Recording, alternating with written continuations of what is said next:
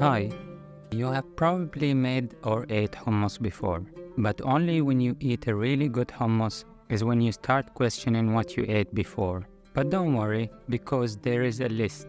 This list has all the mistakes that could ruin your perfect hummus.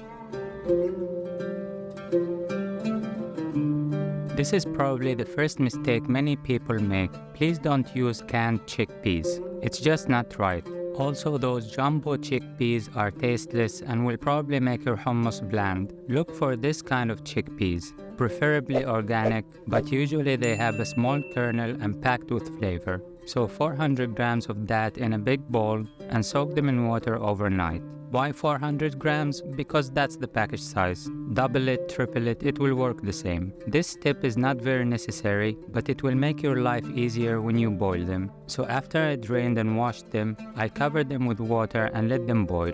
Now comes the second mistake, which is really 3 mistakes in one. Actually, 4 in one. Throughout this process, the chickpeas will produce white foam. Don't keep it in the water, remove it every now and then.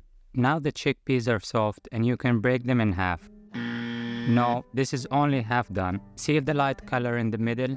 It's still harder in the center, so you need to keep boiling them. But at this point, when it's half done, I'll add half teaspoon of baking soda. Add it slowly because it will make a big tsh and might overspill. This will help the chickpeas boil better and they will taste nicer somehow. More foam out, and let's check again. Almost there, but there is still a small white part in the center. 10 minutes later, and as you can see now, the skin peels easily and the whole chickpea is yellow. If you squeeze it with your fingers, you shouldn't feel any resistance. Now the last part of this 4-in-1 mistake is using this boiling water to process the hummus. Just don't, especially if you added baking soda. Now mistake number 3, which is the most crucial of all. If you don't do this step, you will be banned from the International Hummus Association forever. So I'll drain the chickpeas, then return them to the pot and add freezing cold water. Yes, my cold water is ice cold, so I'm using that. Then gently massage the chickpeas to remove the skin. Once you do that, the skin will float to the top. You can fish it out if you like, but I like to drain the water on top and the skin will fall on its own. Repeat for a few times, making sure to disturb the water to release any skin stuck at the bottom and drain again. After 4 or 5 times, this is how much skin I got out. This skin will make your hummus grainy and bitter. So I'm gonna take that out and drain the chickpeas one last time, then remove any skin I can see by hand. You will not be able to remove every single chickpea skin, so don't stress about it, but at least the majority will be skinless. Now we're ready to process the hummus. But before that, you might ask what makes this hummus Palestinian? And the answer is this. It's a topping called Dagga, and it's so good but also simple. Half a capsicum or sweet pepper, however you like to call it, 2 cloves of garlic, 1 tablespoon of freshly squeezed lemon juice, and about 1/4 teaspoon of salt. Run all these in a food processor or a hand blender. Some like to make it very soft like soup, but I prefer this texture. This needed a little more salt. And now it's ready.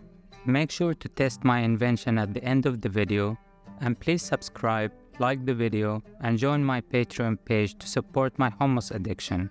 Back to the hummus, I'll just remove 2 spoons of chickpeas aside to use it as topping. Then in a high-speed blender, aka Vitamix, I'll put in the skinless, perfectly boiled organic small kernel chickpeas. 1 tiny garlic clove. This is optional. Some don't like to use garlic and that's fine. You can also go bananas and add more garlic if you like. The juice of 1 whole lemon, 1 big spoon of tahini or tahina, which is basically sesame seeds paste. You can make it yourself if you can't find it. Half a cup of water, 1 teaspoon of salt, and a half teaspoon of citric acid. I added only half the amount of salt and citric acid first, ran the hummus in the mixer, then when I tasted it, I doubled the amount, and now it's perfect. We're not done yet. Plating is as important as making the hummus.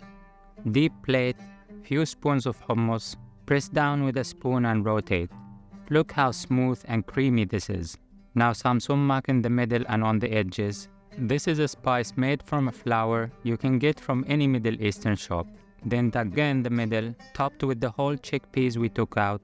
and then a healthy amount of some actual olive oil, and we're done. Make a cat ear with pita or sage bread. Tortillas will also work great. I like to think of this as the invention I leave for the future generations. Try this hummus with some sriracha on top. Let me know if you're a fan. I might get a patent for this. Hope this video helps you love hummus even more. Please subscribe and like the video, and thank you for watching.